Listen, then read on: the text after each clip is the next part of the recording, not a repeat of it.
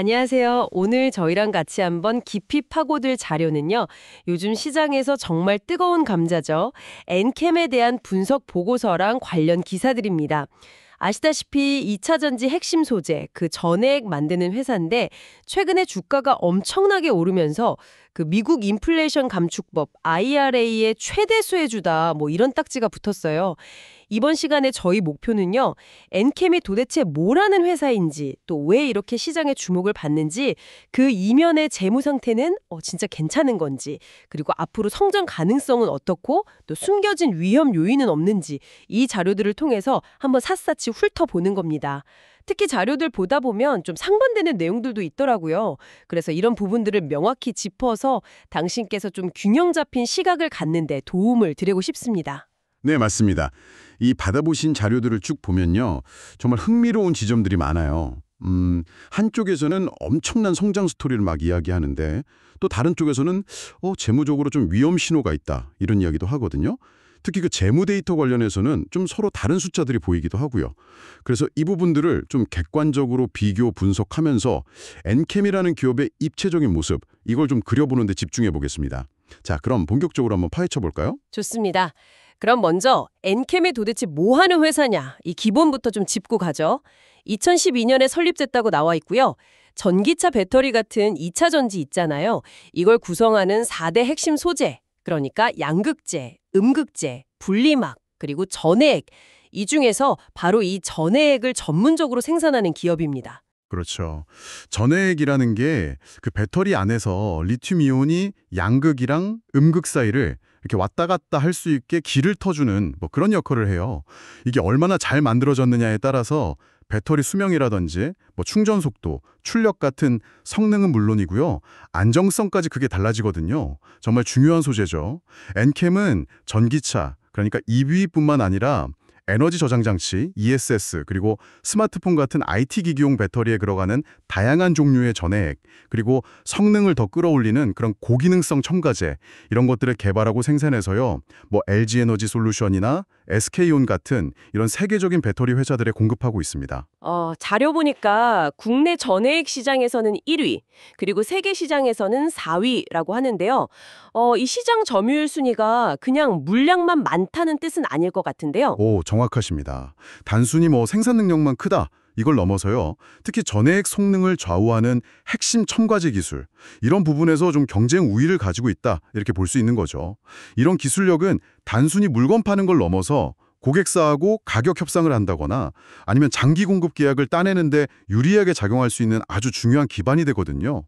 세계 4위라는 위치는 그런 기술 경쟁력을 어느 정도 인정받고 있다, 뭐 이런 방증이기도 하고요. 그렇군요. 생산 기지도 보니까 한국의 제천, 천안뿐만 아니라 줄국, 폴란드, 헝가리, 그리고 요즘 가장 주목받는 미국, 조지아까지 정말 전 세계적으로 거점을 확보하고 있네요. 자, 그럼 이제 가장 핵심적인 질문으로 한번 넘어가 보죠. 엔캠이 왜 IRA 최대 수혜주라고 불릴까요? 이게 구체적으로 어떤 의미이고 또 왜 엔캠한테는 그렇게 중요한 기회가 되는 건가요? 그래요. 그 미국 인플레이션 감축법 IRA 말이죠. 핵심 골자는 그거예요. 전기차 보조금을 받으려면 배터리 부품의 일정 비율 이상을 북미에 생산하거나 조립해야 한다, 이겁니다. 특히 그 해외 우려 기업 FEOC라고 해서 사실상 중국 기업들을 겨냥한 조항이 있거든요. 이것 때문에 중국산 배터리 부품을 쓰면 보조금을 받기가 아주 어렵게 됐죠. 바로 이 지점에서 엔캠한테 엄청난 기회가 열린 겁니다. 엔캠은 지금 미국 조지아주에 대규모 전해액 공장을 돌리고 있고 테네시에도 증설을 계획하거든요. 근데 북미에서 이렇게 대규모로 전해액을 생산할 수 있는 능력을 갖춘 비중국 기업이 사실상 엔캠이 유일하다, 이런 분석이 거의 지배적이에요. 그러니까 중국 경쟁사들이 미국 시장에서 설 자리를 잃으면서 그 빈자리를 엔캠이 거의 독점적으로 차지할 수 있다, 이런 기대감이 아주 큰 거죠. 그렇군요. 중국 기업의 공백을 메울 거의 유일한 대안이다. 뭐 이런 평가인데 혹시 근데 이게 너무 IRA에만 의존하는 건 아닌지 다른 성장 동력 같은 건 없을까요? 좋은 질문이십니다. 물론 IRA가 지금 가장 큰 동력이긴 한데요. 유럽에서도 좀 비슷한 흐름이 있어요. 유럽판 IRA라고 불리는 핵심 원자재법, CRMA라는 게 있거든요. 이 법안 역시 유럽 영내에서 생산된 배터리 원자재나 부품 사용을 장려하는 내용이라서요. 이미 폴란드랑 헝가리아의 생산 거점을 확보한 엔캠에게는 이것도 유리한 환경인 거죠. 게다가 주요 고객사인 LG엔솔이나 SK온이 미국의 대규모 배터리 공장을 짓고 있잖아요. 근데 엔캠이 바로 그 공장들 근처에 같이 진출해서 물류 비용 줄이고 공급 안정성 높이는 소위 현지화 전략을 쓰고 있다는 점도 중요한 경쟁 우위입니다. 단순히 법안 수혜뿐만 아니라 고객사랑 아주 긴밀한 파트너십을 통해서 공급망의 핵심 축으로 딱 자리 잡고 있는 거죠. 아, 공급망 전략 이야기가 나와서 말인데요. 그럼 원재료 확보는 어떻게 하고 있나요?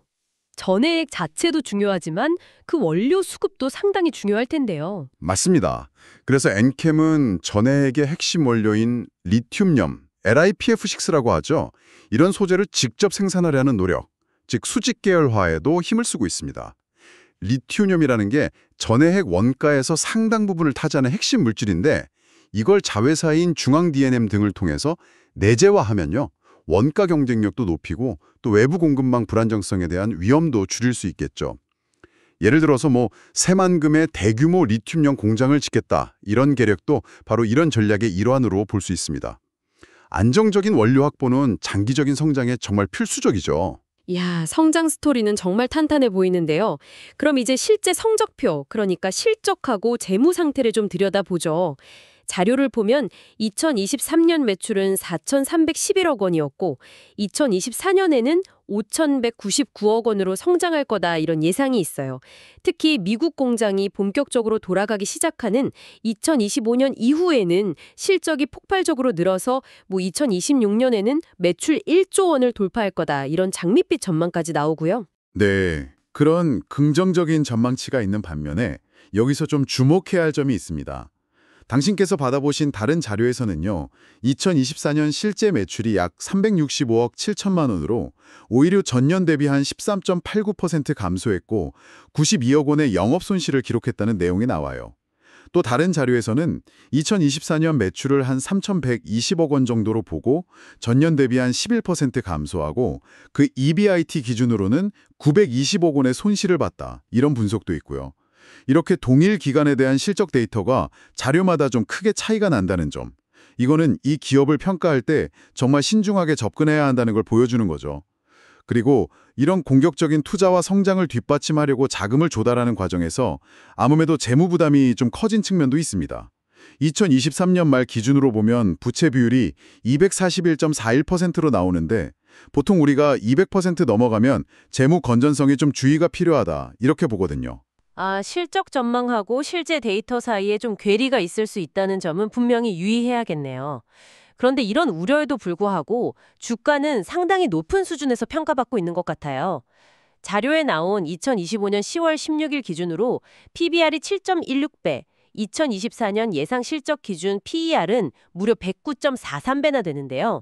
이 숫자들 정확히 뭘 의미하는 건가요? 네, PBR은 주가 순자산 비율이라고 하죠. 현재 주가가 회사의 주당 순자산, 그러니까 자산에서 부채를 뺀 거요. 그거에 비해서 몇 배로 거래되고 있냐, 이걸 보여주는 지표입니다.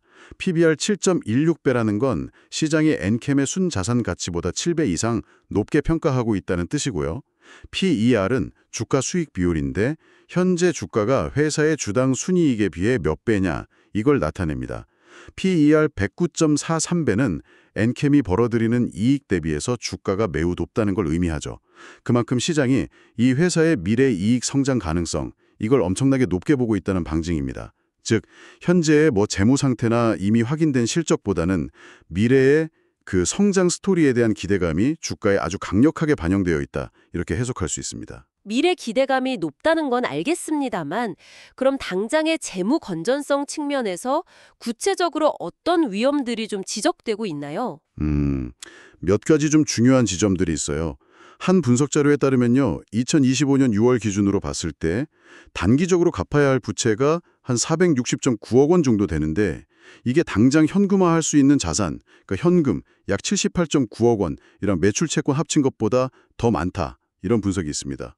또 최근 1년간 약 85억 원의 현금을 사업 운영 같은 걸 통해서 소모했다는 점도 단기 유동성 압박 가능성을 좀 보여주는 거죠. 쉽게 말해서 단기간에 써야 할 돈이 들어올 돈보다 많을 수도 있다. 이런 우려입니다. 아, 파생상품 관련 손실 이야기도 있던데요. 규모가 상당하던데 이건 또 어떤 내용인가요? 네, 그 부분도 중요합니다. 자기 자본의 43.36%에 해당되는 무려 4,519억 원 규모의 파생상품 평가 손실이 발생했다는 공시가 있었어요. 여기서 평가 손실이라는 점이 중요한데요. 아직 실제로 현금이 나간 손실은 아니고요. 그냥 보유하고 있는 파생상품의 가치가 회계장부상으로 떨어졌다. 이런 의미입니다. 하지만 앞으로 시장 상황에 따라서 이 평가 손실이 실제 손실로 이어질 가능성을 완전히 배제할 수는 없어요. 만약에 이게 실제 손실로 확정된다면 회사 재무 상태에 상당히 큰 부담이 될 수 있는 규모이기 때문에 좀 주의 깊게 봐야 할 부분입니다. 재무적인 측면에서는 확실히 여러 경고등이 좀 켜져 있는 상황이군요. 그럼에도 불구하고 시장에서의 어떤 전략적인 위치는 여전히 강력해 보이는데요. 특히 북미 전해액 시장에서는 점유율 50% 이상으로 1위를 차지할 거다. 이런 분석까지 나옵니다.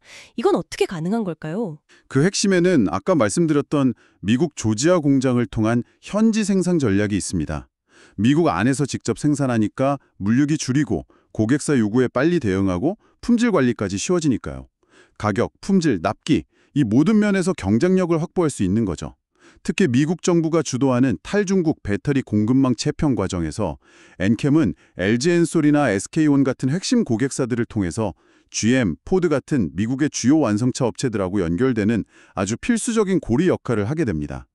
여기에 더해서 배터리 수명이나 성능을 향상시키는 새로운 첨가제를 개발한다든지 이런 꾸준한 기술 개발 투자와 주요 고객사와의 굳건한 파트너십 유지 이런 것들이 이런 시장 지위를 뒷받침하는 중요한 요소들이라고 할 수 있겠습니다. 그런 기대감이 반영된 걸까요? 2025년 10월 16일에 주가가 하루 만에 10.55%나 급등해서 82,800원에 마감했어요. 기술적 분석 측면에서는 역대급 거래량을 동반한 장대 양봉으로 오랫동안 갇혀있던 박스권을 돌파했다 이런 평가도 나오던데요. 이 용어들이 의미하는 바와 함께 이날 급등의 배경은 뭐라고 봐야 할까요? 네, 장대 양봉이라는 건 시가 대비해서 종가가 아주 큰 폭으로 올가서 마감한 그런 캔들 차트 모양을 말하는데요. 보통 아주 강력한 매수세가 들어왔다는 걸 의미합니다. 그리고 박스권 돌파는 주가가 일정 기간 동안 오르내리던 가격 범위, 이걸 박스권이라고 하는데 그 상단을 강하게 뚫고 올라갔다는 뜻이고요. 보통 새로운 상승 추세의 시작 신호로 해석되기도 하죠. 이날 급등은 말씀하신 것처럼 엔캠이 가진 그 IRA 독점적 수혜 기록이라는 가치가 시장에서 다시 평가받으면서 기관 투자자하고 외국인 투자자들의 매수세가 확 몰렸기 때문으로 분석됩니다. 특히 미국 대선 결과랑 관계없이 미국의 자국 공급망 강화 기조는 지속될 거다. 이런 전망이 힘을 얻으면서 북미 시장을 선점한 엔캠의 전략적 지위가 다시 한번 부각된 거죠. 최근에 진공가에서 북미 시장에서 중국 경쟁사가 없기 때문에 반사이익이 극대화될 것이다. 이런 내용의 보고서들이 계속 나온 것도 이런 투자 심리를 좀 자극한 걸로 보입니다.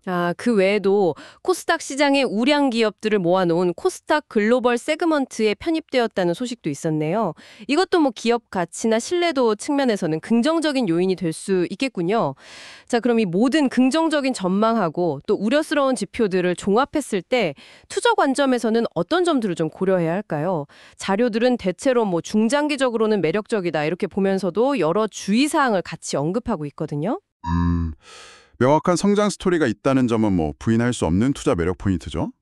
IRA라는 강력한 정책적 지원, 공격적인 글로벌 시장 확장, 그리고 LG엔솔, SK온 같은 확실한 고객사 확보는 미래 성장에 대한 기대를 갖게 하잖아요. 심지어 미국 패권 기업들과 함께 성장하는 비즈니스 모델이다. 이런 평가까지 나올 정도니까요. 현재는 본격적인 성장의 초입 단계이지 성장의 정점을 걱정할 때는 아니다. 이런 분석이 좀 우세합니다. 미국 공장의 가동률이 올라가고 IRA 수혜가 실제 실적으로 찍히기 시작하면 기업 가치가 지금보다 훨씬 더 높아질 수 있다. 이런 기대감이 깔려 있는 거죠. 하지만 저희가 앞서서 좀 자세히 살펴본 재무적 위험 요인들, 이걸 절대 간과해서는 안 되겠죠. 높은 부채 비율이라든지 특히 최근 실적에 대한 상반된 데이터 존재 가능성, 또 대규모 파생 상품 평가 손실 문제, 단계 유동성 압박 가능성 같은 것들요. 이건 반드시 염두에 둬야 할 위험 요소들입니다. 여기에 더해서 최대 주주인 오정강 대표가 보유한 주식의 상당 부분이 안보로 잡혀 있다는 점도 좀 잠재적인 위험이에요. 만약에 주가가 급락하거나 담보 가치가 떨어지면 반대 매매, 그러니까 강제로 처분되는 물량이 나올 수도 있기 때문이죠. 또 자금 조달을 위해서 발행한 전환사채, CB라고 하죠. 이 물량이 나중에 주식으로 전환될 경우에 기존 주주들의 지분 가치가 희석될 수 있다는 우려도 있고요. 네, 맞아요. 전환사채는 채권이지만 일정 조건 아래에서 주식으로 바꿀 수 있는 권리가 붙어 있어서 이게 주식으로 바뀌면 전체 주식 수가 늘어나니까요. 가치가 희석될 수 있죠.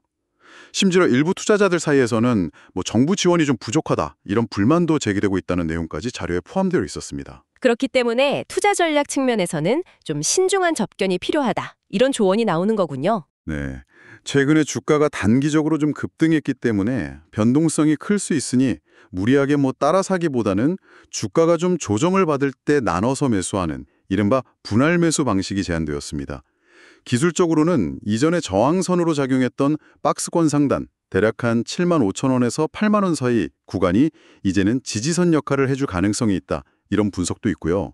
무엇보다 중요한 것은 IRA 정책의 실제 진행 상황하고 미국 공장의 가동률, 그리고 앞으로 발표될 실제 실적 데이터를 꾸준히 확인하면서 좀 장기적인 관점에서 접근하되 앞서 말씀드린 여러 재무 리스크들을 충분히 인지하고 관리하는 것, 이게 중요하다고 할 수 있겠습니다. 네, 오늘 저희는 엔캠이라는 참 흥미로운 기업에 대해서 제공된 다양한 자료들을 바탕으로 그 빛과 그림자를 함께 살펴보았습니다.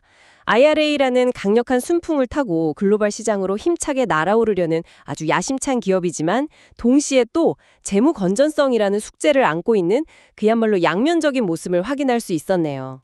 네, 맞습니다. 정리하자면 엔캠은 미국 중심의 전기차 공급망 재편이라는 이 거대한 흐름 속에서 아주 핵심적인 위치를 선점하면서 엄청난 성장 기회를 포착했습니다. 하지만 그 화려한 성장 스토리 이면에는 공격적인 투자에 따른 재무적 부담과 여러 잠재적 위험 요소들이 분명히 존재하고 있죠. 특히 그 실적 데이터에 대한 상반된 정보들은 이 기업의 현재 가치를 평가하는 데 있어서 더욱 면밀한 분석과 주의가 필요하다는 걸 보여줍니다.